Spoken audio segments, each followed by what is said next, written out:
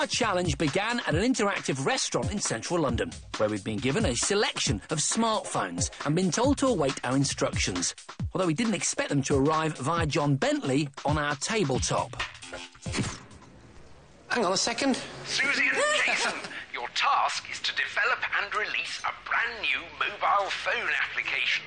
The winner will be the person whose app receives the most downloads in a month. Wow. You're free to use any app store you wish. Good luck. Brilliant. What a great idea. So we've got to build a phone app. Yeah, we can choose any app store that we want, any platform. And then we've got a month to get as many downloads as possible. Brilliant. An app is an application for a mobile. It could be a game that you download and use on your handset, or a utility, which is a functional, useful app. Most of us wouldn't have even known what an app was 18 months ago. But now there's an app for almost everything, from paper tossing and keepy-uppy to detailed stock market guides and eye tests. You like this one? It's called iSteam, look. Oh, yeah, yeah. OK, just rub the steam off with your finger, look. Yeah. Isn't that great? It's me. So simple, isn't it? That's what's great about it. It's so simple. This is another one that's simple, look. Remember the old-fashioned dialer? Yeah. Rotary dialer.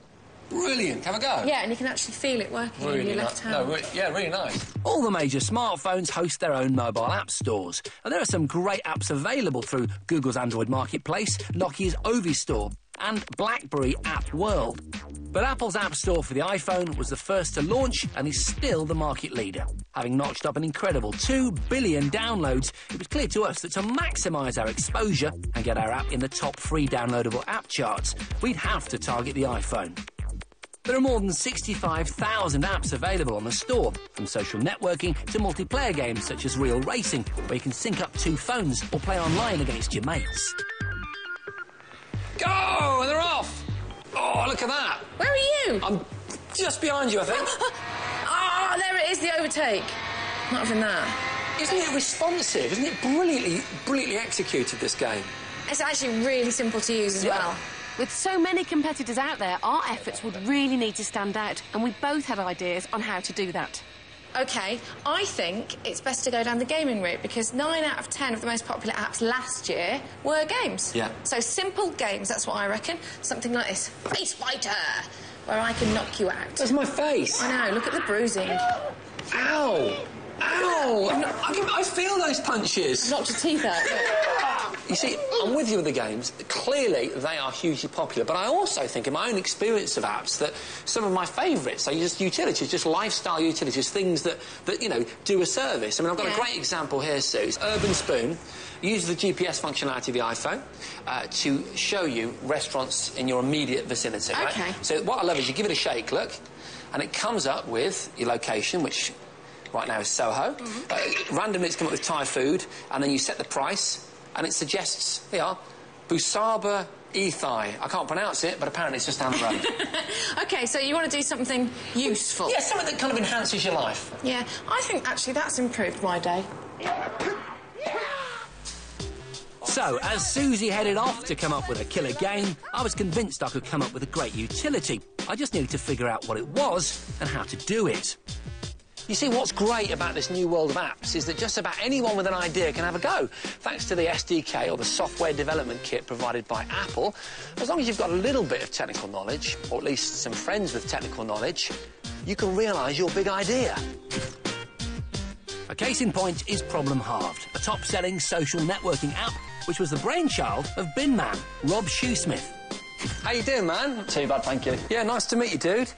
So, is this your app? It is, yeah. Oh, fantastic. OK, Problem Halved. Yep. Love the way it looks. Tell me about it. Yeah, basically what it is, it's a social networking app, and it's an agony aunt-style themed application. So basically, if you've got a problem, you can log onto the application and post the problem, and what happens is fellow users of the application worldwide can log on and try and halve your problem for you. Right, so you get this global community of iPhone users that are trying to solve the problem. Yep, exactly. I'm so inspired, Rob, really. I'm inspired by your application. I'm inspired by you, man, honestly. So social networking, yeah? Interesting. I headed for South Birmingham College to meet up with some avid iPhone gamers who I hoped would help me decide what sort of things I should include in my killer game app. If it looks good, you know, I'm going to buy it, you know. Yeah. Leaderboards and high scores, yeah, definitely. Leaderboard and high scores. It's always fun to beat your best friend and challenge them to beat you. I think that'd be really cool if you can build your own character. You should be able to take, like, a photo of yourself and then stick it on the body. Yeah. Well, I'm quite famous for riding motorbikes, so let's say it was a bike game. I think that'd be really cool. That would definitely catch my eye in that. I love apps. I've spent loads of money on apps. That's bad, isn't it? It is a bad thing. But some people have made serious amounts of money, haven't they? Prism, one of the first games to appear on the iPod Touch and iPhone. It's a great game, a little bit like a kind of like remodelled Tetris idea. Uses the accelerometer functionalities, so you can move it around. Colourful, simple. He made a lot of money. He did. In the first 2 months, Steve Demeter, who invented that, made something like £150,000 and gave up his day job and opened his own company. Incredible. Incredible. Sadly, though, we had to make a free download. We did, but we wanted some of the success, though, didn't we, Suze? We just wanted a slice of the action. We wanted to try and get in that chart. The question is, did we manage it? If I was going to come up with a winning app game, I was going to need some help. So I'd set up a meeting with game developers Mediatonic. Hello, chaps. Hello. Hi. They've created loads of hit games for the web, Facebook and for the iPhone, including their recent top seller, Must Eat Birds. With these guys behind me, surely I couldn't fail. I was thinking, because it's my application, I suppose I'm quite known for being a biker. So I was thinking we could maybe do some sort of bike app, like a stunt thing. I've always fancied myself as a bit of an evil Knievel. Well, yeah, we'd need to look at how we can use the unique iPhone mechanics. We'd look at, you know, how we'd use the touch screen, maybe the tapping mechanism. You could probably use the iPhone to keep the front wheel up. You could use that sort of application. Hold the motorbike in check. Yeah. Yeah. And then if we can work your name into it somehow, then... Susie Perry's Bike Blast Off. Bike Blast Off. Is that good? Sounds good. Yeah, sounds good. Well, while Susie was getting busy with her team, I came up with an idea all by myself. OK, so here's the concept.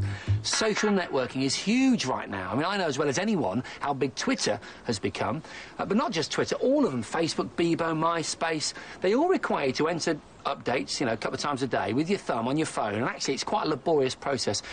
And also, some people can't even think of what to say on these particular network sites. So I want to design an app that will enable you to put your thoughts up onto your social networking site of choice easily and efficiently. Well, I had my brainwave, automatic status updates without having to type them in. But I wasn't going to make it a reality without a bit of technical help. So I got in touch with freelance web developer Ben Dodson. So here's the basic concept, OK? First of all, it's a social networking application, OK? The beauty of it is that there's a bunch of pre-configured categories that should just about answer most of what you do in the day. And the idea is that you can send a very simple message very, very quickly. I'm talking 3 seconds, Ben. OK. To not just one social network, but as many as you're a member of. So what do you think? I think it's a great idea. I think the pre-configured thing is the real killer selling of this app. So you like it? I love it. Really? Yeah. That's awesome! So, my idea was off the ground.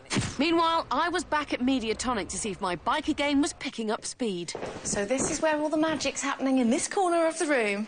Let's have a look here. That's the coding of the game. Very complicated. I'll leave you carrying on with that. Some animation going on over there. And then if we go over to this corner... Hi! Hey, look at that! Fantastic.